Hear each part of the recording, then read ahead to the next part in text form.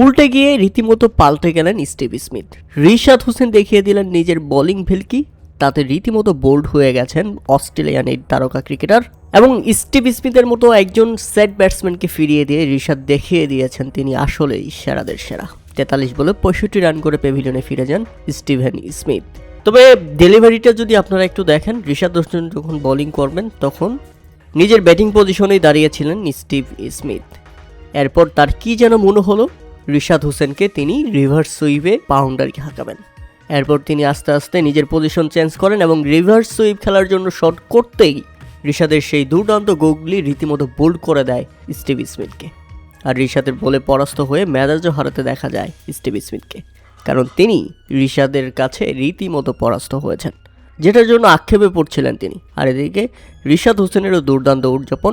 Steve স্মিথের মতো বড় একজন ব্যাটসম্যানকে পরাস্ত করতে পেরে সত্যি খুশি ছিল সে।